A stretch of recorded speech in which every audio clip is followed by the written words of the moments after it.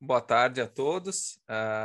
Hoje nós temos um episódio que não é bem o nosso webinário tradicional, segue uma estrutura parecida, mas traz um tema que não é necessariamente filosófico, mas, como nós vamos ver, é importante ter uma filosofia sólida para se ter sucesso nesta área que a gente vai tratar. Então, hoje o tema é startup. Então, Ricardo, boa tarde, né, em primeiro lugar. Oi, Matheus, tudo bem? Em primeiro lugar, então, o que é uma startup? Sim, a gente começa esclarecendo, né, o que é e o que não é, né? Sempre lembrando esclarecer esses conceitos. Uma startup é um tipo de negócio específico. A característica essencial de uma startup é que ela tem o potencial de crescimento muito rápido. Então, isso é uma característica muito pouco comum em negócios. Então, normalmente, as pessoas acham que startup significa um novo negócio, uma nova empresa. Isso é completamente errado. Ou um negócio relacionado à tecnologia. E isso também está errado. Normalmente, startups estão relacionadas à tecnologia, especialmente à computação, na ciência da computação, mas só porque uma empresa lida com tecnologia, isso não significa que ela tenha a capacidade de crescimento rápido, em um período de tempo relativamente curto. Então, o que são exemplos de startups? Né? O Facebook era uma startup, era no sentido de que era um negócio que foi criado em 2003, 2004. Ele teve o seu período de crescimento rápido, ali 2003 até, vamos dizer, 2010, 2012. Teve esse período de rápida expansão e depois ele se torna um player dominante no mercado e aí ele vira uma empresa normal. Ele continua sendo uma empresa de tecnologia, mas é uma empresa estabelecida no mercado. Né? O Facebook ele deixa de ter essa capacidade desse boom de crescimento. Mesma coisa o Uber. O Uber era uma startup, hoje já é uma empresa estabelecida no mercado. Agora, coisas que não são startups, tipo o McDonald's, por exemplo. O McDonald's, apesar de ser uma empresa muito grande, muito bem estabelecida, etc., ela não é uma startup. Porque para ela ter essa dominação do mercado, digamos assim, né, ser uma empresa muito grande, ela levou décadas. Né? Então, isso não caracteriza, isso vai contra o que é uma startup. Talvez um exemplo comum dentro do objetivismo é uma startup chamada Boom, uma empresa que visa criar, voltar com um avião supersônico, né, tornar ele comercializável como o Concorde não era tão comercializável. Né? E o que acontece? Eles desenvolvem uma tecnologia, eles visam desenvolver essa tecnologia, o avião de fato funcionando e tendo as características que eles querem em termos de velocidade, de preço, etc., até as questões legais. Isso acontecendo, que deve ser daqui a uns 10 anos, o mercado inteiro, fundamentalmente, uma grande parte do mercado, vai começar a adotar aviões supersônicos.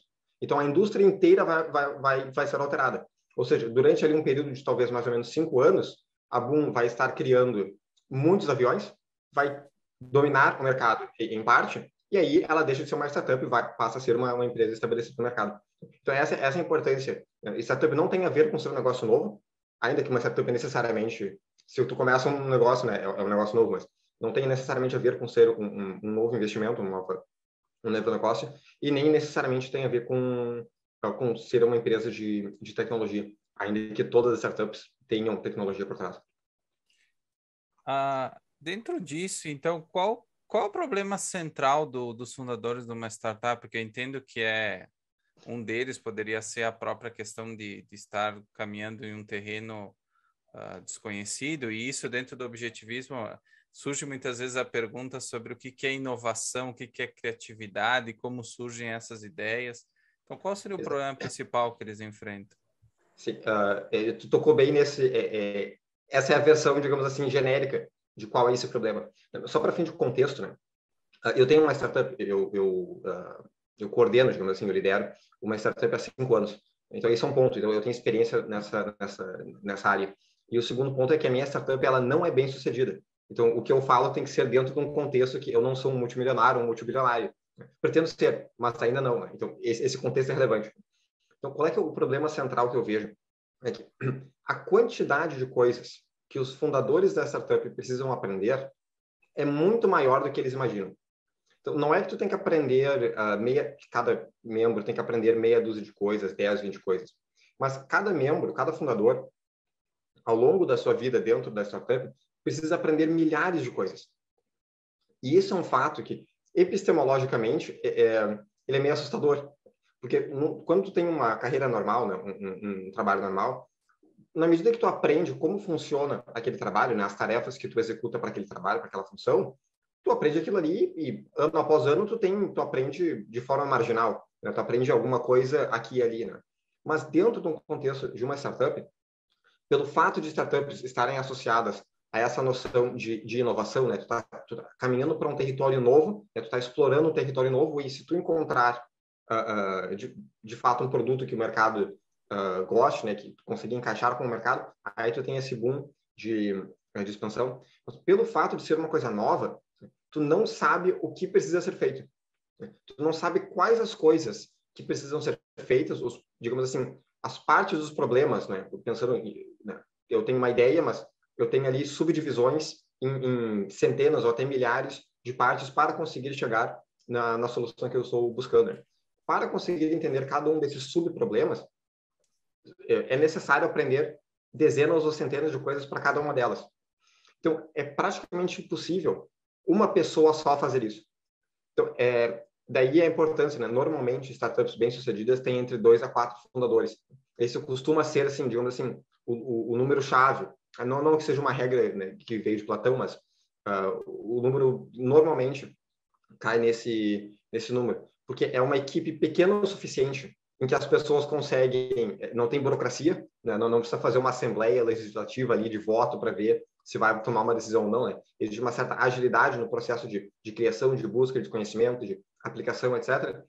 Mas, da mesma forma, é um número grande o suficiente, é pequeno o suficiente que não tem burocracia, mas é grande o suficiente para que exista uma divisão de trabalho nesse processo de aprendizagem. Né? Então, normalmente, o que eu vejo acontecer, e isso é uma das principais razões pela qual as startups quebram, é que elas não dão certo, vale lembrar que nos Estados Unidos, mais de 90% das startups de tecnologia quebram no seu primeiro ano. Então, tipo assim, se tu fosse pular de paraquedas, eu te disse assim, Matheus, o paraquedas aqui ele abre, mas ele abre uma a cada 10 vezes. Isso é só no primeiro ano, só na primeira vez. Na próxima vez que tu for pular, né, digamos assim, no segundo ano, a estatística é ainda pior. Então, as pessoas não têm noção, quando elas entram nesse ramo, digamos assim, nessa área, elas não têm noção das dificuldades que existem, nomeadamente da dificuldade da quantidade de coisas que a pessoa tem que aprender. Então, o que acaba acontecendo muitas vezes é a pessoa, ela não tem essa praticidade, né, essa agilidade para aprender, e ela acaba estagnando. Então, ela não consegue resolver problemas mais avançados porque ela não sabe como resolver esses problemas. Então, parte do problema de se ter uma startup é que existem sempre novos problemas a serem resolvidos. E daí, né, o fato do trabalho, dessa função, ser tão estressante. Porque existem sempre novas coisas que os indivíduos precisam aprender, novas soluções que eles precisam buscar para conseguir ir implementando a sua visão pedacinho a pedacinho. E num trabalho normal, né, o indivíduo que é um advogado, que é um médico, um recepcionista, um garçom, etc., ele consegue aprender as funções dele e aquelas funções são praticamente as mesmas durante 20, 30 anos. Né? E numa startup, os problemas que a gente resolve às vezes mudam a cada mês. Agora tu tocou num ponto importante. Como qualquer negócio, você quer ter sucesso, né? Esse tempo varia, né? Às vezes você consegue, às vezes não, né? Essa imagem do paraquedas foi bem interessante. E então a pergunta de $1 milhão, então, já que nós estamos falando dos Estados Unidos. Existe um método para fazer uma startup crescer frente a todos esses desafios, né? Da gestão? Eu acho que existe, e aí daí a importância de filosofia, a importância da epistemologia, né? Epistemologia como ciência do conhecimento, né? Teoria que me diz, que me dá o framework para me dizer o que eu sei, como é que eu comprovo, como é que eu valido que eu de fato tenho conhecimento, né? O que é relevante nessa questão de método é que existe de fato um método para obter conhecimento. E isso aqui é relevante, né? Que ainda que normalmente as pessoas conheçam o termo dedução, na ciência e na filosofia, o método predominante é indução, que é uma coisa, dentro da cultura, é uma coisa muito pouco estudada, é muito pouco falada. Eu até brinco, né? A dedução ela foi em parte popularizada pelo Sherlock Holmes, né? Então ele pega ali meia dúzia de fatos e ele começa a deduzir, então como tu fez isso, então teve aquilo, etc, etc. E aí, como ele é um bom detetive, ele chega na solução, as pessoas, né? Isso acabou popularizando o termo, pelo menos. Mas startups funcionam com base em coletar dados e entender o que está acontecendo com esses dados. Então, uma frase muito comum que é falada em startups é testar, testar, testar, né? Ou, entre aspas, falhar, falhar, falhar. É no sentido de eu estou sempre testando alguma coisa, ou estou sempre tentando ver isso funcionou? Não funcionou por quê? Daí eu, entre aspas, falhei, e aí, como consequência, eu vou testar mais alguma coisa, né? Isso tem um método. Isso, é o que, em parte, é o que nós chamamos de indução. Indução como o processo de coletar dados da realidade de várias formas possíveis e tentar entender o que esses dados estão me dizendo, né? E com base nesses dados, como é que eu posso proceder? E isso entra em contraste com outras percepções que existem dentro desse mundo de startups, né? Todo mundo tem uma opinião. Essa perspectiva que eu tenho, por exemplo, sobre indução é a parte predominante. As pessoas têm que estudar epistemologia para entender o que eles precisam fazer para aprender e aplicar esse conhecimento dentro das suas respectivas startups, das suas respectivas ideias. Isso é uma perspectiva que eu tenho. Isso não é predominante no meio de forma alguma. Uma das perspectivas em termos de método que é predominante é o que é chamado, se não me engano, de design thinking. Design thinking é uma perspectiva que tem ali 4 ou 5 etapas, mas a primeira etapa desse método é eu tenho que ter empatia. Então, quando eu vou encontrar um problema que eu quero resolver, eu tenho que ter empatia com relação às pessoas que têm esse problema. Ora, empatia não é um método de cognição. Eu não penso com as minhas emoções. As minhas emoções são uma reação que eu tenho com base nos meus valores, de acordo com coisas que acontecem na realidade.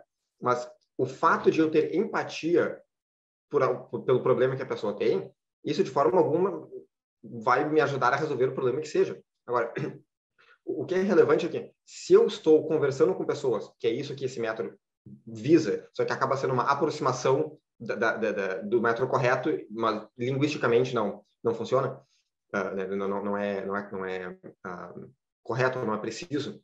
O que esse método busca eu preciso coletar dados da realidade, eu preciso conversar com pessoas e entender qual problema elas têm em determinada área, né? E conversando com essas pessoas, coletando dados, pensando, né, processando de forma lógica essa informação, com base nisso, eu posso pensar, eu consigo encontrar uma solução para esse problema? Como que eu posso encontrar essa solução? Deixa eu propor essa solução para a pessoa e ver o que ela me diz. Deixa eu criar uma versão dessa solução e mostrar para a pessoa e ter esse feedback, etc. Isso que eles visam, isso que, né, esse método, esse design thinking, isso que eles visam dizer. Só que, filosoficamente, o que eles falam é um absurdo. A ideia de que eu vou... o meu início está em eu ter uma emoção com relação ao problema dos outros. Eu sinto empatia por várias coisas, né? Mas isso não quer dizer que, porque eu tive empatia, porque eu conversei com uma pessoa que teve um problema, que a partir daí eu vou criar uma empresa, buscar uma solução. Então, né, resumindo, né, indução como forma de coletar dados e como forma de, com base nesses dados, criar uma generalização, né, isso é o que eu vejo como fundamental, né? E volta à questão de que o que realmente importa é os fundadores estarem constantemente aprendendo, né? Então, se eles têm um método correto para aprender, provavelmente eles vão ter um sucesso muito maior, né? Uma probabilidade de sucesso muito maior. Agora entrando um pouco em filosofia, né, que é parte do nosso canal. Nós já falamos em outro momento do racionalismo, então não vamos retomar aqui com esses conceitos, mas o racionalismo é um problema comum nas startups? Sim. Só dando uma breve definição, né, do que é racionalismo. Racionalismo não tem nada a ver com razão, no sentido de pensamento. Não tem nada a ver com raciocinar. Raciocinar é uma coisa muito boa, significa pensar. Agora, racionalismo é uma corrente filosófica que visa, de certo modo, negar os meus sentidos e criar ideias na minha cabeça que são desassociadas da realidade.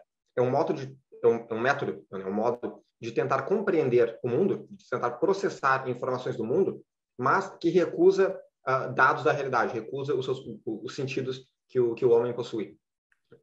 Então, qual é que é o problema que existe em startups, né? E como que eu vejo o racionalismo como um método predominante? As pessoas, isso foi um problema que eu tive durante muitos anos. Só para fazer aqui o meu testemunho. Durante anos mesmo, assim, uns 3 anos e meio, eu diria. Eu era um bom racionalista na minha startup. O que isso significa? É que eu tinha uma ideia, e aí a ideia ela ficava na minha cabeça. E aí eu ia fazendo aprimoramentos na minha ideia com base nas minhas ideias. Então, é como se eu não tinha contato com o meu cliente, com o meu usuário, a pessoa que eu estou criando uma solução, que eu estou criando um produto para ela usar, eu não tinha esse contato.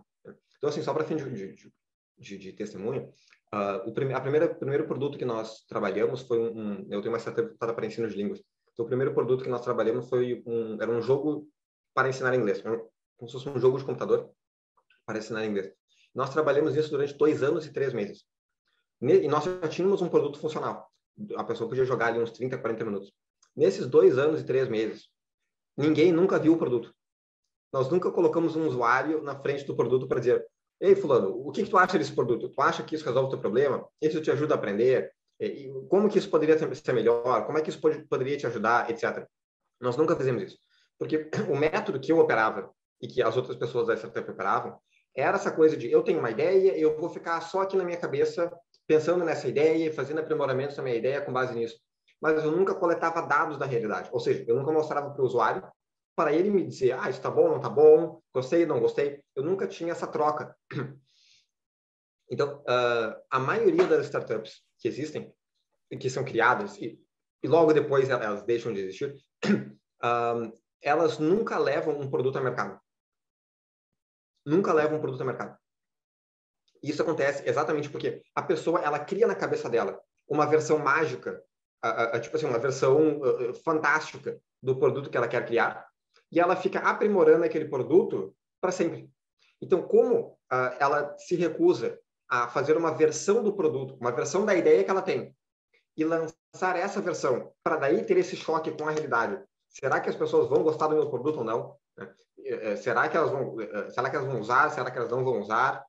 Ter esse choque de realismo, né? de eu ter dados de fato, isso é muito difícil. Né? Então, emocionalmente, é muito mais fácil eu falar, minha ideia é maravilhosa e eu não preciso mostrar ela para ninguém, e eu estou desenvolvendo ela, e tu pode passar anos e anos nesse processo de desenvolvimento sem que ninguém veja a tua ideia.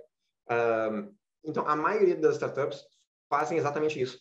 Elas têm uma ideia muito grande, muito complexa, trabalham no tempo que for, alguns meses, alguns anos, nunca levam ao mercado porque a ideia ela nunca está boa o suficiente na própria concepção, numa concepção racionalista de ou é perfeito ou não é nada.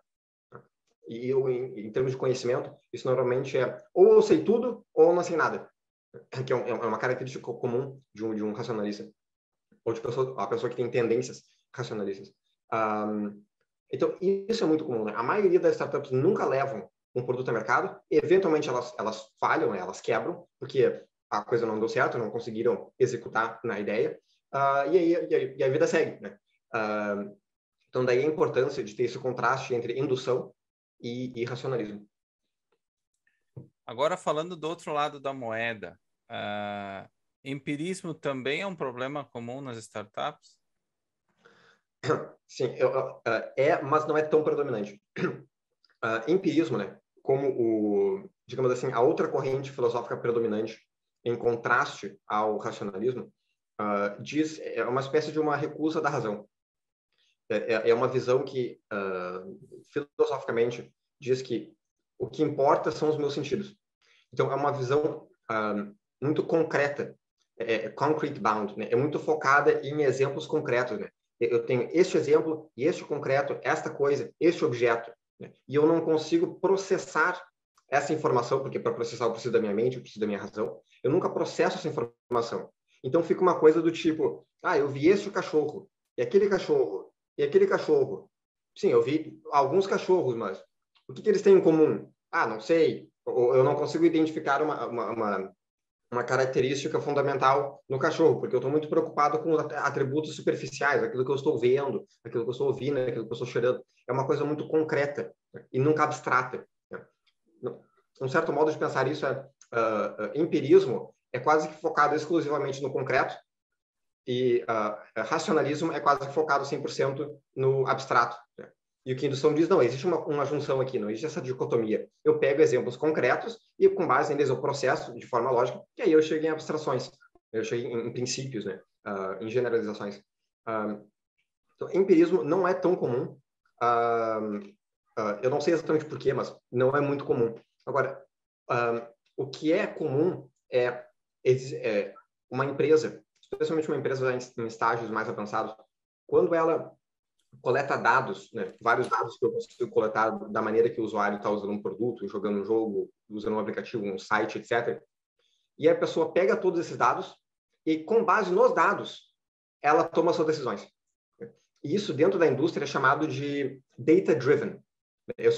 A empresa ela é dirigida, ela é conduzida por dados.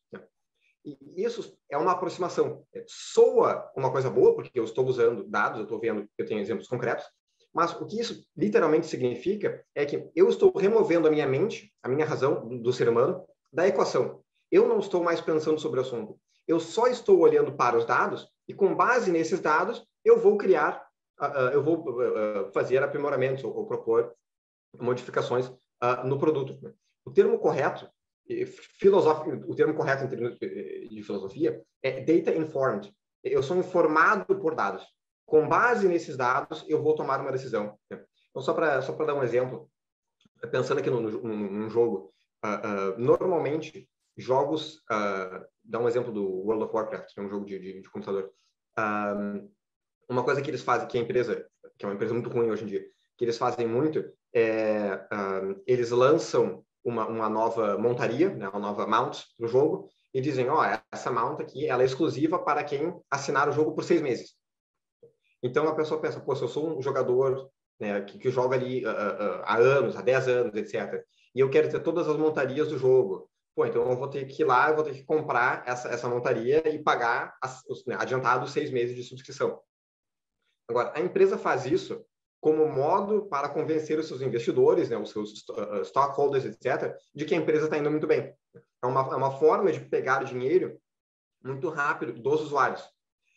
Só que qual é que é o problema? Quando a empresa ela olha para essa prática, ela pensa, se eu estou com problemas financeiros, só o que eu preciso fazer é lançar uma nova montaria ou colocar algum novo item na loja que a pessoa paga em dinheiro para ter e que é exclusivo, ela só pode obter aquele item pagando em dinheiro, eu vou fazer isso porque isso é o que dá certo. Então, isso acaba virando uma perspectiva muito pragmatista de, isso deu certo dessa vez, então eu vou fazer da próxima vez também. Isso deu certo? Então eu vou fazer de novo, E isso é feito fora do contexto do jogo, que as pessoas jogam o jogo não porque elas ficam comprando itens exclusivos, mas porque tem elementos dentro do jogo que fazem que elas gostem do jogo. Então, acaba criando essa dissociação entre por que o jogo existe e uma forma que a empresa entende, é uma forma fácil, entre aspas, ou rápida, de fazer vendas, né? De aumentar aumentar as suas vendas dentro do jogo. Então, isso é um exemplo do que é uma empresa olhando só para os dados, esquecendo do contexto de por que as pessoas jogam e tomando decisões só com base naquilo. Nessa situação, como em diversas outras, fica evidenciado um problema que é ter conceitos vagos, tanto do teu produto, como da interação do usuário, como do resultado do que aqueles dados estão querendo te informar. Tudo isso é sintomático de um problema, de um conceito defeituoso. E esse conceito, ele pode, como tu falou, se perpetuar por algum tempo, ele, entre aspas, dar certo por algum tempo, mas a tendência é que no longo prazo isso não se sustente justamente porque provavelmente esse suposto conceito não tem a força necessária e não tem a correspondência necessária na realidade. Sim. O problema disso, né, é que essa indústria de startups, como ela está relacionada à inovação e a esse potencial crescimento muito rápido, essa potencial expansão, isso acaba atraindo muito dinheiro, muito investimento. Então, hoje, um investidor, digamos assim, atualizado, ele busca startups para investir. Em oposição, vamos dizer, um investidor mais tradicional que vai construir uma construtora, tem um supermercado, tem uma loja de roupas, etc. Então, o que acontece o que tem acontecido nesses últimos 40 anos, mais ou menos?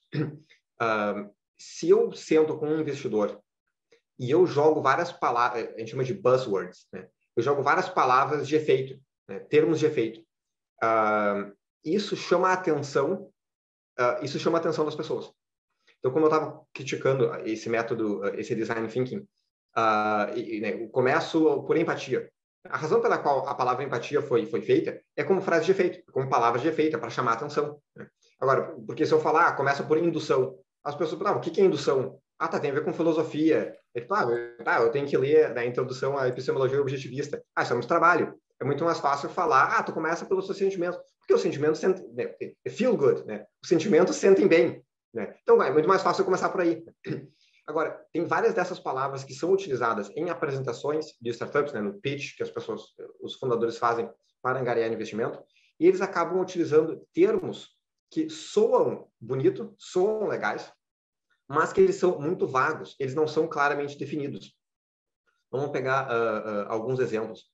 Talvez o principal exemplo é o conceito de validação.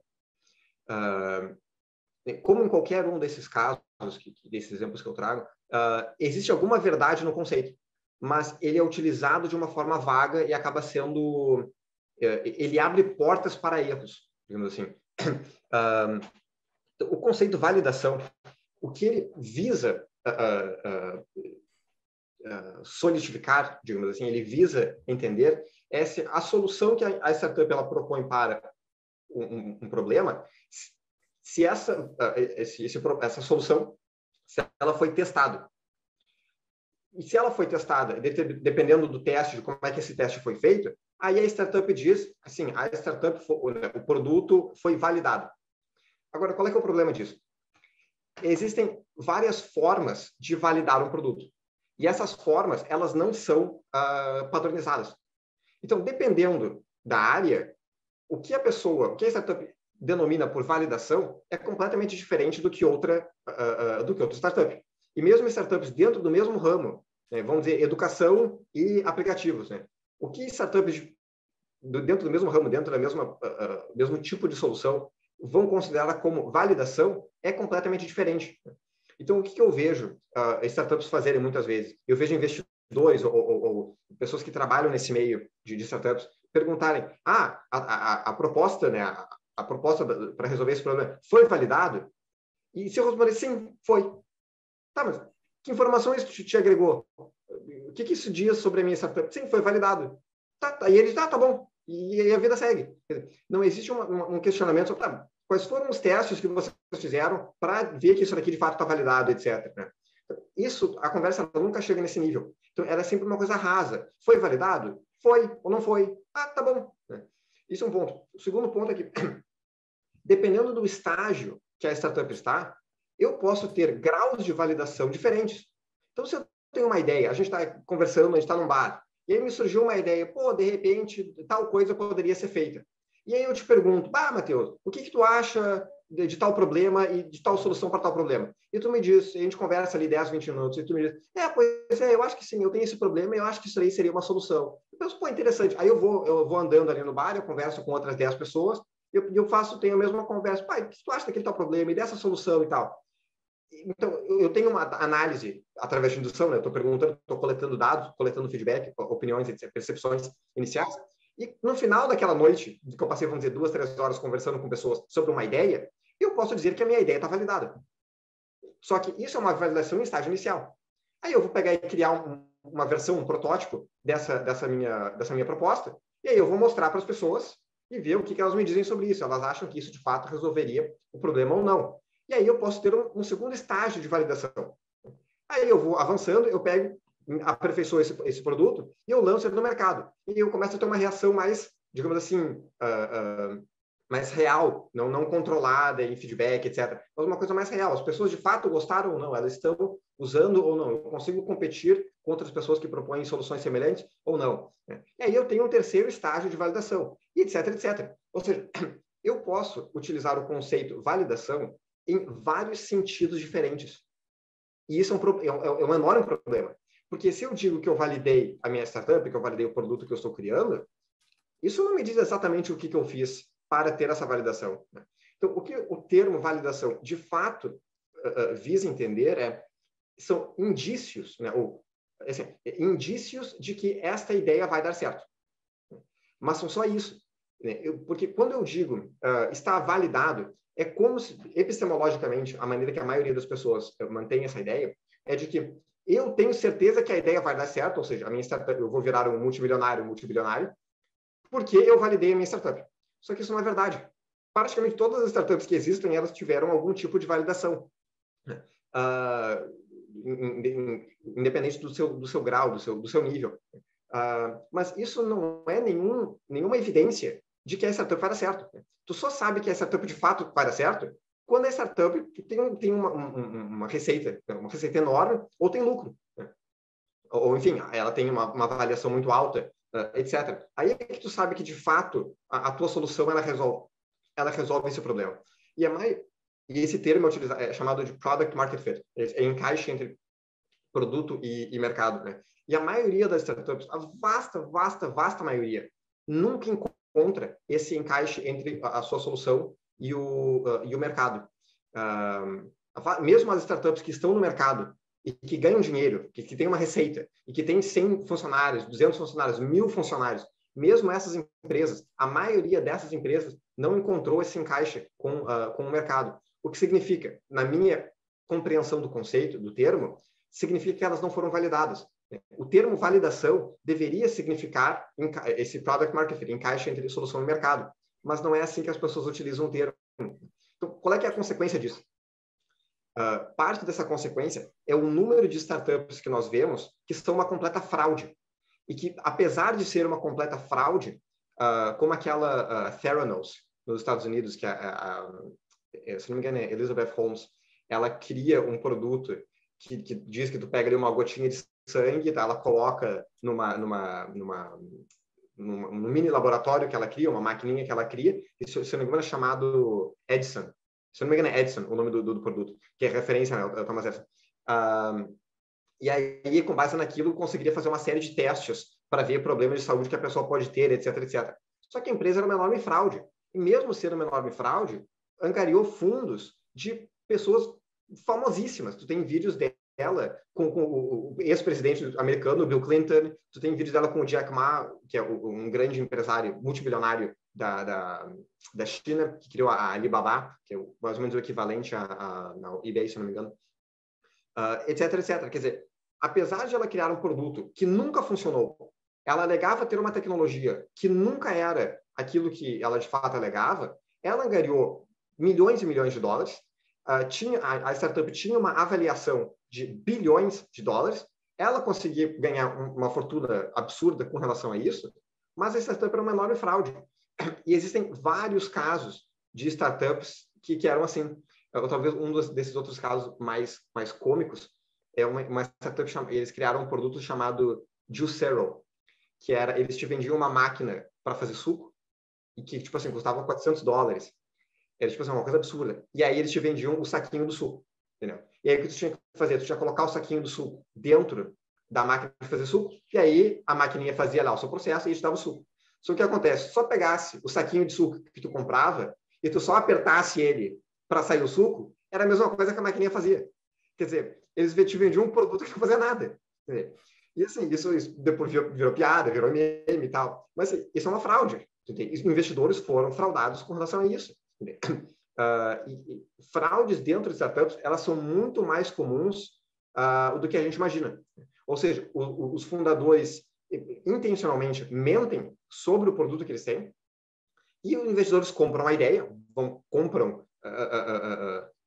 esses conceitos vagos, validei, foi comprovado, etc. Enfim, usam termos para chamar a atenção, angariam investimento, se tornam, às vezes, muito, muito ricos e saem impunes. Talvez um outro exemplo clássico desses é o fundador da WeWork, que para mim é a minha empresa favorita. É uma empresa que eu adoro assistir notícias sobre essa empresa, porque a empresa é um fracasso fenomenal em termos de fato resolver um problema. A WeWork ela buscava encontrar uma nova forma de trabalhar, digamos assim. A empresa foi criada uns 10 anos atrás. E o que eles faziam era, eles alugavam um prédio inteiro, renovavam o prédio para ter digamos assim, uma vibe moderna de startup, de aqueles escritórios do Google que tem mesa de ping-pong, etc. E eles alegavam que eles alugavam um prédio, renovavam o prédio, e aí alugavam as salas, né, para startups. Então, eles eram uma espécie de um intermediário. Mas eles alegavam que eles eram uma empresa de tecnologia. Agora, o que é alugar um prédio, renovar o prédio e alugar para outra pessoa? O que isso tem a ver com tecnologia? A resposta não tem nada. Mas eles alegavam que eles sabiam, eles coletavam dados sobre como as pessoas trabalham, no sentido de o tipo de mesa que eles gostam, os horários que eles trabalham, quais coisas aumentam a produtividade da pessoa, tipo, se tem café, se não tem café, o tipo de cadeira, se o escritório tem uma vista bonita ou não, esse tipo de dados que eles podiam coletar. E eles alegavam que era uma empresa, uma startup de tecnologia, que é completamente falso. Então, há uns anos atrás, há uns 4, 5 anos atrás, a startup tinha uma avaliação de 47 bilhões de dólares. 47 bilhões de dólares. E isso é feito com base no investimento que eles receberam de um banco... agora eu esqueci de onde é que é esses fundos. Eu não sei se era da Arábia Saudita ou do Japão. É que, se eu não me engano, o cara era do Japão, mas os fundos eram da Arábia Saudita, alguma coisa assim. O investidor, digamos assim. E eles investiram ali uns 10 bilhões de dólares, compraram um pedaço da empresa e aí fazia que a empresa tivesse uma avaliação gigantesca. Só que qual é que é o problema? Quando se deram conta de que a empresa não era nada daquilo que de fato ela dizia ser, a avaliação da empresa caiu para 9 bilhões. Ou seja, em 7, 8 anos da existência da empresa, que ela foi torrando dinheiro todos os dias, a avaliação dela era menor do que o investimento que ela recebeu. E hoje, essa empresa acabou sendo comprada por esse grande fundo, e eles só gastam dinheiro. É uma coisa que eles perdem um dinheiro fenomenal a cada dia para tentar manter a empresa viva e tentar algum dia fazer que ela dê certo. Só que o fundador dessa empresa, que é um enorme charlatão, Newman, eu esqueci o primeiro nome dele, ou o segundo nome, o cara que é um enorme charlatão, esse cara virou um multibilionário. Porque ele tinha equity da empresa, ele tinha parte das ações, porque ele era um dos fundadores, e nesse processo de angariação de investimento, ele foi vendendo as suas ações da empresa para os investidores. Então, ele saiu da empresa, há uns 2, 3 anos atrás, ele é quicado da empresa, porque a empresa ia fazer um IPO, o Initial, esqueci o que é o Offering, né? Quando a empresa vai entrar na Bolsa de Valores. Quando a empresa ela alegava ter uma certa avaliação, um certo custo por ação, antes da empresa de fato ir ao público, para que o público possa comprar, né, possamos comprar essas ações, as ações elas são negociadas por, digamos assim, um mercado interno, por investidores internos, digamos assim. E aí o preço que essas ações estavam sendo negociadas era muito abaixo do que de fato eles alegavam que a empresa valia. Então, como consequência, a empresa acabou não fazendo um IPO naquela época. O fundador, que era o CEO, ele acabou sendo quicado da empresa, ele saiu multimilionário, hoje está aí andando livre, como se não tivesse feito nada de errado, e a vida segue. Né? Então, de novo, né, isso tudo tem a ver, são consequências de tanto os fundadores não terem conceitos bem claros e definidos, não utilizarem conceitos de fato válidos, e investidores que não entendem exatamente o que esses termos significam, mas acabam investindo na mesma porque acham que vai ser a próxima grande ideia, né, etc, etc. Uma coisa que o Rand sempre falava era que a tua busca do conhecimento, da felicidade, ela pressupunha que você estava sempre buscando, de certa forma, melhorar quem você era, que você não estava disputando com um terceiro para você ser melhor que a outra pessoa num sentido comparativo. Obviamente, tu pode se inspirar numa ideia, tu pode se inspirar numa liderança, num desportista, enfim, mas nunca tem uma ideia de comparação, né? Que o teu sucesso seja medido pelo sucesso de uma outra pessoa, né? Você pode servir de benchmark, mas não é o teu objetivo ser, entre aspas, melhor ou pior do que ela. Infelizmente, muita gente faz isso, né? Então, mas qual é a consequência disso, por exemplo, de me comparar ao Steve Jobs ou outros fundadores de startup? Isso tem um efeito positivo ou é simplesmente negativo e não faz sentido, na verdade? Eu acho que essa comparação, ela é exclusivamente negativa. Existe uma questão que eu posso admirar a pessoa. Né? Então, eu admiro vários desses grandes empreendedores. Mas o problema de se comparar com eles é que eu olho, vamos pensar aqui, penso Elon Musk, não, vamos pegar o Elon Musk como exemplo. O sujeito que adora, saiu uma entrevista dele há pouco, né? Adora pegar verba do governo, e aí agora que a empresa dele já não se qualifica mais para pegar verba do governo, agora diz que ele é contra o governo ficar dando verba para os concorrentes dele. Né? Mas enfim, não é o melhor exemplo, mas os problemas qual é o problema da comparação? Os problemas que o Elon Musk tem que resolver, que ele lida no dia a dia, não tem nada a ver com os problemas que eu tenho que lidar no meu dia a dia. Não tem nada a ver. Ele tem empresas multibilionárias e eu não tenho uma empresa multibilionária. Se resume a isso. Então, se eu ficar tentando entender o que o Elon Musk faz no seu dia a dia, o que o Steve Jobs fazia no seu dia a dia, o que o Mark Zuckerberg faz no seu dia a dia, isso não tem absolutamente nada a ver com o que eu tenho que fazer no meu dia a dia. A melhor dessas, digamos assim, comparações é eu tentar entender o que essas pessoas faziam quando eles estavam no estágio que eu estou, que é um estágio muito inicial. Qual é que eram os hábitos que eles tinham? Qual é que eram as coisas que eles tentavam entender, conhecimentos que eles buscavam, como que eles buscavam resolver problemas, né? Isso é uma boa comparação no sentido de tentar entender como eles faziam para que eu possa, com base no exemplo deles, talvez conseguir melhor coordenar o que eu estou fazendo. Agora, o que normalmente acontece nessas comparações é as pessoas olham para esses grandes empreendedores e eles pensam, eu quero ser como aquela pessoa. E aí a pessoa, ela, uma tendência racionalista, ela tira o foco que ela tem em, de fato, resolver os problemas que ela tem para resolver hoje, os conflitos que existem nessa startup hoje, e ela passa a criar uma imagem na cabeça dela, distante da realidade, de, olha só, né, sei lá, vamos dizer, o Bill Gates é muito rico, ele tem um iate, ele tem um avião particular, olha que vida legal. O Warren Buffett, que é um outro excelente investidor, né? Olha que vida boa que ele tem, pô, ele é o CEO de uma empresa muito grande, as pessoas ligam para ele para pedir conselho, ele tem influência no governo, ele tem influência com governadores, senadores, ele é uma pessoa muito bem respeitada pelo mundo inteiro, ele é famoso, etc, etc. Então, acaba sendo uma certa... eu ia dizer ambição no sentido ruim, mas não existe ambição ruim. Está me faltando o termo. É como se fosse uma espécie de... Está me faltando o termo. Mas é uma comparação que não faz sentido. Né? Eu querer ser como aquela pessoa, mas eu não tenho nenhum daqueles atributos. E eu ficar nessa coisa que eu fico imaginando a minha vida como aquilo ali, isso não faz o menor sentido. Isso é desassociado da realidade. Né? Na melhor das hipóteses, isso pode servir como uma inspiração no sentido de eu vejo que uma coisa que eu faço, para usar um exemplo real, eu adoro assistir vídeos de pessoas na primeira classe de um avião. Adoro. Tipo assim, tem no YouTube de pessoas se filmando, mostrando como é que é a experiência na primeira classe, eu já assisti. Porque é uma missão que eu tenho.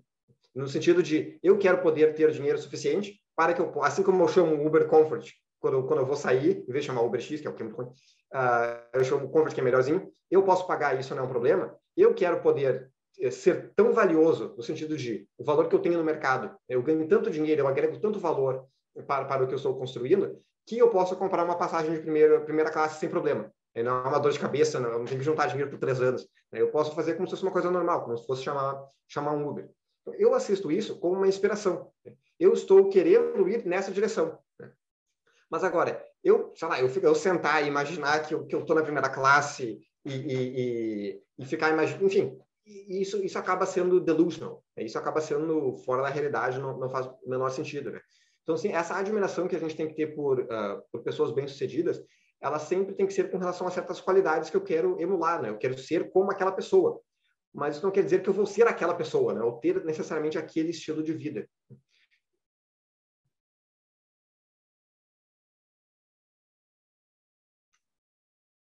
Agora tem 2 perguntas correlacionadas e eu vou deixar como se manter motivado por último, porque eu acho que resume bem toda a experiência, né? Depois de ter o acesso a toda essa informação.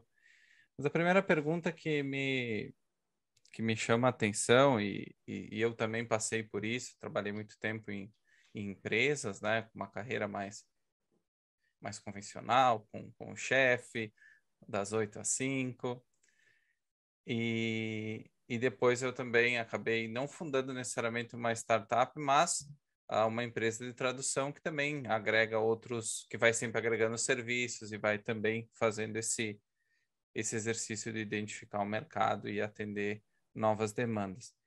Então, qual que é a diferença entre uma carreira normal e fundar uma startup? Essa é uma resposta que eu ouvi do Michael Zabel, que é o CEO da Y Combinator, que é uma aceleradora americana. O que ele diz, eu acho que é spot on, é 100% correto. Quando nós pensamos em carreiras convencionais, né, vai ser um advogado, vai ser um engenheiro, eletricista, garçom, gerente, etc. A maioria das pessoas que visam uma carreira, ela, de fato, trabalha naquela carreira. E ela é bem sucedida em determinado grau naquela carreira.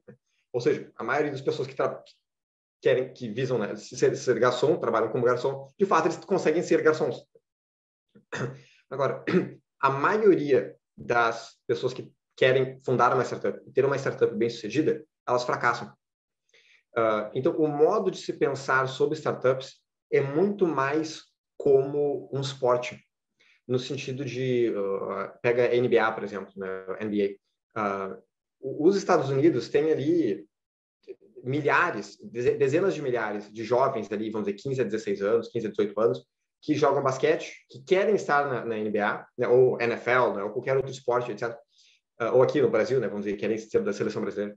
Tem milhares e milhares de jovens que visam, né, têm essa ambição, mas a realidade é que, né, no sistema americano, né, mesmo dos que vão para a faculdade e jogam, né, o college basketball, jogam basquete na faculdade, né, que é, digamos assim, o antecessor à NBA, mesmo essas pessoas, a vasta maioria delas nunca de fato entra na NBA. É a mesma coisa aqui no Brasil. Eu vou pegar aqui a seleção de vôlei, por exemplo. Eu jogava vôlei quando era criança. Dos milhares e milhares de jovens no Brasil que jogam vôlei, que jogam até ali o juvenil, etc. Desses, é um número muito, muito seleto que entra para, vamos dizer, a seleção do estado, né? A seleção gaúcha. Né? E mesmo desses, eles estão competindo com equipes, com as seleções estaduais dos 26 estados. E aí, para eles chegarem na seleção brasileira, vamos dizer, a seleção adulta brasileira, é um número extremamente seleto de indivíduos. Né? Ou seja, a pessoa conseguir ter uma carreira como jogador profissional de basquete, ou jogador profissional de vôlei, ou jogador profissional de futebol, é uma coisa extraordinariamente rara. Ou seja, a maioria das pessoas que tentam essa carreira falham, no sentido de que elas, de fato, não conseguem ter o seu sustento, né, através dessa profissão. E startups funcionam dessa forma. A maioria das startups não dão certo. E elas quebram por N razões, mas elas não dão certo. Então, é uma realidade que ela precisa ser esclarecida. Isso é uma informação que as pessoas precisam saber quando elas vão fundar uma startup. Né? Que, estatisticamente falando, é muito improvável que elas deem certo. E isso é considerando o fato de que, isso é um outro erro comum dentro desse pensamento, é que muitas vezes as pessoas acham que eu sou bem-sucedido na minha profissão. Logo, eu também serei muito bem-sucedido no mundo de startups. Isso não é verdade. Eu era professor de línguas, muito mais voltado para inglês. E eu era um excelente professor. Excelentíssimo professor. Muito, muito, muito, muito bom. Agora, o fato de eu ser um professor muito bom não significa que eu consigo gerenciar uma startup, que eu consigo criar um produto, que eu consigo levar esse produto ao mercado, que eu consigo gerar receita com base nesse produto. Né? São habilidades diferentes.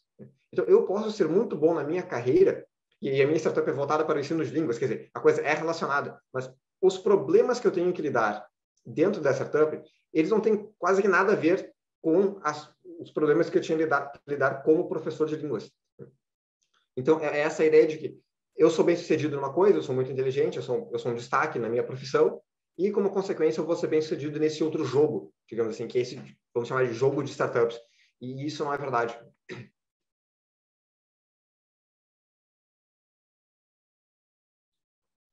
Uma pergunta, então, correlata, e você fala, então, que realmente existe uma diferença entre a tua profissão, entre ser bom na sua profissão e ter sucesso numa startup. E aí surge uma pergunta muito específica. Qual que é a distinção entre eu quero e é? Porque muitas pessoas querem ter uma startup. E o a realidade. Como é essa distinção? É uma distinção que, felizmente, todos esses conceitos, né, todas essas questões, eu consegui esclarecer elas na minha mente por causa do objetivismo. Assim, a pergunta muitas vezes nem surgiria, nem teria conhecimento. Então, muitas vezes, o que acontece em startups é os fundadores querem que determinada coisa aconteça, mas o que os dados da realidade, de fato, mostram é outra coisa. Só para dar um exemplo concreto, uma das coisas que eu estou trabalhando agora tem a ver com aumentar a retenção dos usuários no meu aplicativo. Então, isso significa que a pessoa baixa o aplicativo, passa uma semana e ela, de fato, abre e usa o meu aplicativo na semana seguinte. É isso que, em parte, significa retenção. Então, eu quero que esses números sejam maiores. Eu torço, eu quase que rezo, entre aspas, para que esses números aumentem. Eu faço o que eu consigo para que esses números aumentem. Mas eu tenho que, no final da semana, todo santo domingo, eu abro e vejo qual foi esse número que me dá o número da semana. E eu tenho que olhar para esse número e ver qual que de fato é o número. E tentar entender por que ele não foi maior, por que essa semana foi menor. Então, é muito fácil olhar para dados que a gente vai coletando ou ter ideias que a gente nunca verifica essas ideias na realidade, né? Nunca tem esse contraponto com a realidade, esse reality check. Né?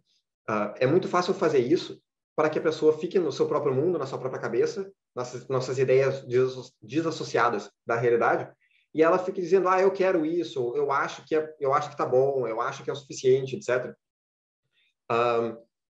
E em oposição de ver, digamos assim, os fatos frios da realidade. E o quanto mais rápido a pessoa ela muda esse modus operandi, melhor é, porque mais rápido ela se dá conta de qual o estágio que ela de fato está. Né? Então, assim, eu tenho uma startup há 5 anos e a minha startup ela nunca gerou receita. Então, eu nunca ganhei um centavo que seja da startup. E é importante entender que os membros da equipe entenderem, etc., que isso significa que tem algumas coisas que nós podemos fazer melhor. Que tem outras empresas que, num período de 6 meses, fazem o que nós fizemos em 5 anos. Né? E aí, o que nós temos feito nos últimos meses, especialmente nesse processo de reflexão, é pensar como é que nós podemos aperfeiçoar as nossas habilidades para que nós possamos ser melhores. Só que esse objetivo de desenvolvimento pessoal, de melhoramento, de se tornar um fundador melhor, de se tornar uma pessoa com mais habilidades, isso necessita desse reality check, necessita desse fato de que, por que eu não sou mais bem sucedido nesse período? Né? E a culpa nunca é dos outros, a culpa é sempre minha. Literalmente, não é porque o cachorro do vizinho, não sei o quê. Não, é porque eu tive determinados pensamentos, eu tive determinados métodos de pensamento, determinados approaches, né, modos de conduzir as coisas, e a equipe da mesma forma, que levaram a que a gente tivesse esse grau de sucesso até então. E se a gente quiser ter mais sucesso, nós temos que, né, aperfeiçoar o que nós estamos fazendo. Só que se eu nunca, de fato, avalio, né? Se eu nunca julgo como as coisas de fato estão, se eu fico sempre numa ideia de que eu gostaria que fosse diferente, eu queria que não sei o quê, isso nunca vai fazer com que os fundadores, digamos assim, se olhem no espelho, digamos assim, e digam, não, pô, a coisa tem que melhorar, não tá bom, dá para fazer melhor, vamos buscar um modo de aperfeiçoar. Bom, então a gente está chegando praticamente no fim do nosso webinário e então 2 perguntas para fechar. Depois as recomendações de livros e palestras, o Ricardo também vai englobar na resposta, mas a gente vai deixar também os links nos comentários para ficar mais fácil o acesso. Então, dentro de tudo isso que nós falamos, a gente já acabou tratando um pouco de vários mitos, mas qual seria o mito mais comum com relação às startups, o que está em primeiro lugar? Eu acho que o mito mais comum é o do gênio de 17 anos. Que ele funda uma startup quando ele é muito jovem, 17 anos, 18, 20 anos, 22 anos, e logo depois ele é muito bem sucedido. Isso é completo, essa narrativa ela é completamente falsa. Isso não é o padrão. Existem pouquíssimos casos, pouquíssimos casos, e a gente conta nos dedos quais são esses casos, de pessoas que eram muito jovens, fundaram uma startup, e a startup de fato teve muito sucesso. Então, assim, os três casos mais famosos desses é o Zuckerberg do Facebook, o Bill Gates da Microsoft e o Steve Jobs da Apple. E em parte pelo fato dessas 3 empresas terem sido fenomenalmente bem-sucedidas, essa narrativa, né, essa ideia, narrativa no sentido de história, né, não tem um viés político por trás, no sentido de conto, né, de storytelling. Essa perspectiva, ela se dá, eu acho que em parte por causa desses 3 casos. Agora, o que esses 3 casos têm em comum? Os 3 vieram de famílias ricas. E esse é um ponto. Então, fundos não eram um problema, dinheiro não era um problema. Então, quando eles montaram a empresa, eles tinham acesso, do ponto de vista de capital financeiro, e os 3 são americanos. Então, eles tinham acesso a capital e a conhecimento. Esse é um primeiro ponto. O segundo ponto, os 3 começaram a trabalhar muito jovens. Então, o Bill Gates já era um programador ali aos 13 anos de idade, na década de 60 ou 70, se eu não me engano. E isso era uma coisa raríssima. Hoje, no Brasil, é raríssimo um jovem de 13 anos estar programando. Agora, tu imagina mais de 50 anos atrás. Ele sabia mais de programação do que os professores da escola dele, de onde ele estudava. Então, na escola, não era nem faculdade, na escola que ele estudava, tinha um computador. Claro que na época era aquele computador que era a sala inteira. Mas ele já estava aprendendo a programar naquela época. Então, ele passou ali 5, 6, 7 anos desenvolvendo essas habilidades, que é o que uma pessoa, digamos assim, uma pessoa normal faz quando ela é adulta, né? Ali vamos dizer, dos 20 anos aos 26, 27, mas ele estava fazendo isso muito antes. Então, ele tinha um conhecimento muito fora da curva com relação a todo mundo. E aí, combinado com o fato de que ele tinha dinheiro, ele vem de uma família rica, combinado com o fato de que ele tinha conexões, né? Ele tinha network para convidar pessoas para trabalhar na empresa dele, etc, etc. Isso fez com que ele conseguisse começar muito cedo. E aí, muito trabalho, horas e horas e horas trabalhando, né? Ano após ano após ano, a Microsoft eventualmente se torna uma empresa muito bem sucedida. Mas não é do dia para a noite. A gente pode dizer que os primeiros 10 anos que ele estava trabalhando, ele não tinha sucesso nenhum. Vamos dizer, dos 13 anos aos 23. Não era nada demais. Mas ele tinha essa bagagem, que não é comum em uma idade tão jovem. Né? Então, aos 23 anos, vamos dizer, ele sabia muito mais de gente que tem 40, digamos assim, em termos de experiência. O Zuckerberg é semelhante, né? Anos muito depois, mas ele já programava quando era adolescente. Então, quando ele chegou na faculdade, ele ficava entediado, ele já sabia o conteúdo que era ensinado, ele decidiu começar ali a programar, isso ali em 2002, mais ou menos, 2003, ele decidiu começar a montar sites, etc. Ou seja, ele já tinha essa competência para criar, e ele vem de uma família, eu não sei se ele vem de uma família rica, mas pelo fato de ele estudar em Harvard, te dá uma noção do berço de ouro que o indivíduo nasceu. Né? Então, tendo esse contato, né, tendo todo esse network, etc., isso facilita o sucesso dele. Da mesma forma, o Steve Jobs. Né? O Steve Jobs estudou em Stanford, que é o polo, digamos assim, de inovação, em termos de universidade base, digamos assim, para a inovação, porque é ali perto do Silicon Valley, etc. Então, esses casos, eles têm razões muito específicas pela qual eles aconteceram. É que eles eram muito jovens, fundaram startups ali 18 anos, 19 anos, 20 anos, e tiveram muito sucesso. Agora, me diz outros 10 casos. E quase não tem. É muito, muito raro esse caso. O que é mais comum que acontece é os fundadores, eles têm ali em torno de 30 anos. Entre 30 e 40 anos. Isso acontece por quê? Porque quando tu tem entre 30 e 40 anos, tu já tem experiência de vida. Tu já começou a desenvolver certas habilidades. Então, eu tenho 27. Eu comecei a minha startup quando eu tinha 22. Mas eu tenho certeza absoluta que quando a minha startup for bem sucedida do ponto de vista financeiro, de impacto, de ser popular, digamos assim, e eu vou ter, não sei, eu espero 28 anos, que é ano que vem, eu vou ter, vamos dizer, 28 anos, 29, 30 anos, eu tenho certeza absoluta que vão dizer, olha aqui esse jovem que começou aos 22 anos, para ter cultivar, digamos assim, essa ideia de que tu precisa ser jovem e etc. Mas a realidade é que, normalmente, os fundadores têm ali entre 30 e 40 anos para ter uma startup bem sucedida. Agora, normalmente, jovens, né, que estão ali na idade, vamos dizer, da faculdade, vamos dizer, 20 a 25 anos, normalmente, essas são as pessoas que começam uma startup. Porque quando tu está na faculdade, que foi exatamente quando eu comecei, tu tem uma vida ali que a faculdade não é muito difícil, tu tem tempo livre, e tu tem ideias, tu está num contexto que tu conhece outras pessoas jovens que querem fazer alguma coisa, e tu começa uma ideia, tu começa uma startup, tu começa a buscar uma solução para um problema.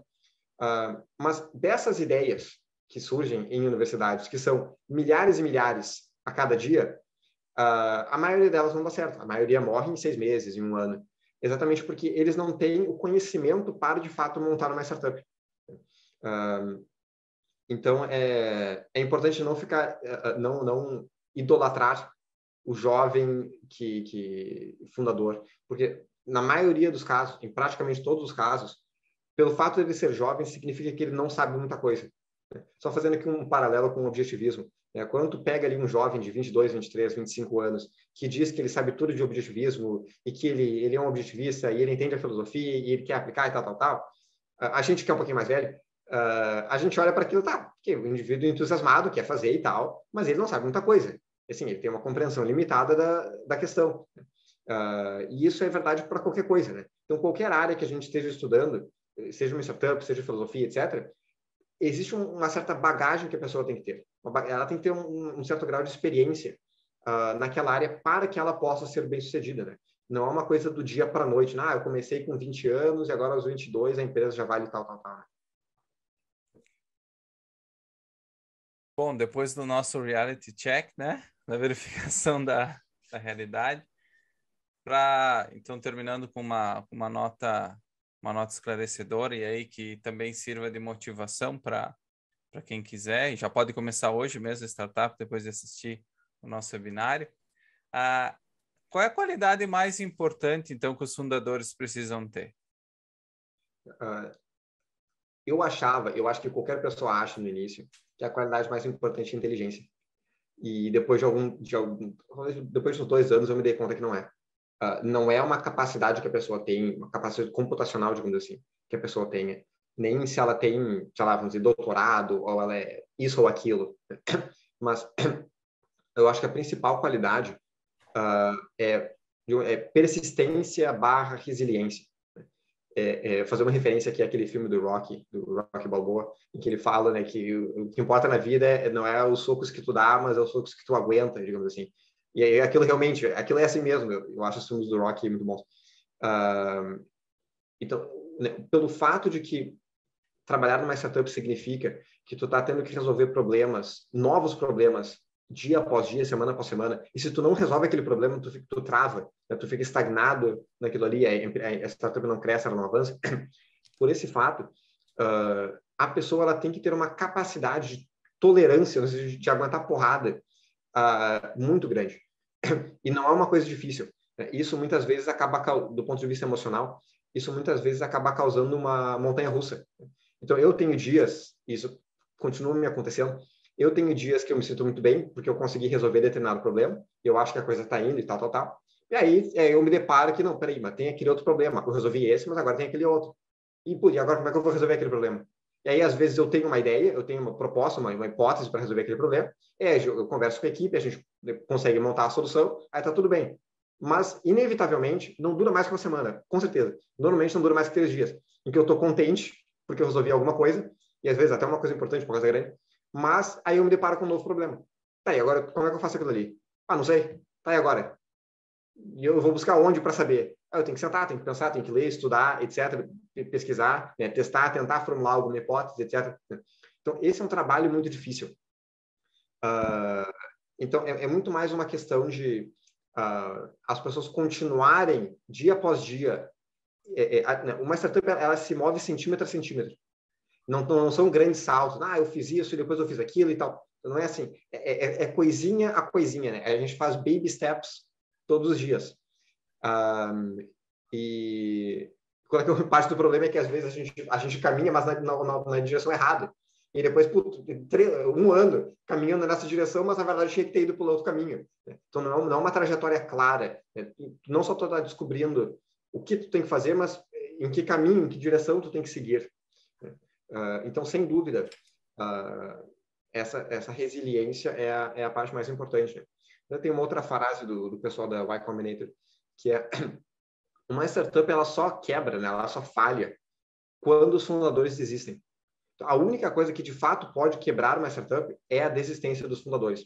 Então, não é, acabou o dinheiro. Tudo bem, arruma um emprego para se sustentar e continua trabalhando na startup no final do dia, no fim de semana. Né? Então, vai dando um jeito. Né? Ou, enfim, eu tenho agora um novo competidor que está dominando o mercado, etc. Tudo bem, estuda o que ele está fazendo, pensa como é que tu consegue criar uma solução melhor e continua trabalhando. Né? Então, realmente, uma startup ela só quebra, ela só deixa de dar certo quando os fundadores desistem. É por isso que resistência eu acho que de longe a característica mais importante. Isso é uma das razões pela qual é tão difícil saber se uma startup vai dar certo ou não. Porque em pauta, tu olha o currículo dos fundadores, tu pode dizer, o cara ele é especialista nisso, o outro fez não sei o quê, o outro trabalhou não sei aonde, e tu pensa, olha que equipe robusta, essa equipe vai dar certo. Só que não tendo essa característica, e não tem como tu conversar com uma pessoa e saber se ela tem essa característica ou não. É muito difícil conseguir determinar isso. Enfim, de longe a parte mais importante do dia. Bom, perfeito. Então, acho que realmente esse tema ele é muito atual, né? Ele já vem sendo atual há um bom tempo, mas especialmente no ambiente da pandemia, muitas pessoas começaram a refletir sobre as suas carreiras, sobre as suas vidas, né? Muitas, então, usaram a pandemia como aquele chute para empurrar para frente, né? Que muita gente precisa, não gosto de usar coice, né? Porque normalmente vai para trás, mas eu digo, nesse caso, um empurrãozinho. E de fato é importante a gente ter essa noção bem clara que não é algo fácil, é algo possível, especialmente nos nossos tempos, né? A tecnologia permite que você otimize muito mais o seu tempo. Antigamente, daqui a pouco, para fazer um projeto, para fazer qualquer coisa, era difícil, não tinha material, não tinha nenhuma forma de organizar as informações de uma maneira efetiva, né? Muito menos sair por aí buscando funding, né? Financiamento para uma ideia, não tinha feiras de startups, que hoje é muito comum, não tinha para quem fazer um pitch. Muitas vezes o único que ia te ouvir era o teu pai, a tua mãe, o teu avô e o teu tio, porque tu não conhecia ninguém e para conhecer alguém tu tinha que sair, o custo era enorme. Então hoje há muito mais possibilidades de crescimento, como também há mais concorrência, né? Esse é um outro fato que a gente precisa levar em conta, mas isso não deve servir como um fato que desmotiva, mas sim que motiva a você ser cada vez mais racional na abordagem do seu negócio e da sua vida também, e com base nisso se aproximar cada dia mais do sucesso e não acabar caindo nas armadilhas do racionalismo e do empirismo de certa forma, se afastar da realidade, até como uma forma de se proteger, né? Uma blindagem psicológica para porque você teme fracassar ou algo do tipo. Então fica a lição de que hoje existem diversas técnicas, métodos, né, formas de organizar o teu plano de ação, os teus projetos, né, como a gente comentou também, mas não existe uma receita de bolo. E o grande responsável, o principal responsável, por mais óbvio que possa parecer, é realmente o fundador e o que ele faz com as informações que ele coleta da realidade, como ele usa esses métodos e também como ele organiza tudo isso dentro do contexto da sua própria vida, né? Porque o objetivista não acredita nessas tantas subdivisões que existem hoje, a vida pessoal, a vida profissional, a vida do clube, a vida do time de futebol. Nós somos seres que formam uma questão de integridade, nós somos seres únicos, nós somos um todo, nós não somos partes que se encaixam ali de formas aleatórias. Então, isso também, essa reflexão também serve para o desejo, né, para a vontade de abrir uma startup ou continuar sendo funcionário de uma empresa também. E aí, essa questão que tu comenta, né, de ser racional, e agora entrando na parte de recomendações, né, é importante lembrar que só porque eu sou racional, isso não é uma garantia de sucesso. Exatamente. Eu posso estar aplicando a minha razão de forma completamente honesta, etc., e buscando os melhores dados da realidade, buscando entender como eu tenho que proceder, e mesmo assim eu posso fracassar, porque a razão é falível. A minha razão, ser racional, não é igual a ser onisciente, onipotente. Onisciente, sim. Sim, saber tudo, onisciente, saber tudo, sim, É. sim. Até eu estava, agora que tu comentou, eu estava lembrando, tem uma palestra, pequena palestra, eu acho, do John Ellison, que foi um banqueiro muito bem sucedido, um É um indivíduo que banqueiro trabalhou da BB&T. Isso, isso, foi muito bem que foi sucedido. muito bem sucedido, né? E ele é um objetivista. E ele tem uma palestra, né? Eu acho que é uma das recomendações, falando como o objetivismo é uma vantagem que ele usou na vida dele e na empresa dele com relação aos seus concorrentes, né? Então, ainda que hoje existe uma competição muito maior nesse ramo de startups, no sentido de existem mais startups sendo fundadas, né? Mas eu não acho que a qualidade tenha aumentado tanto. Eu acho que a maioria dessas startups, elas têm uma qualidade muito ruim, muito baixa.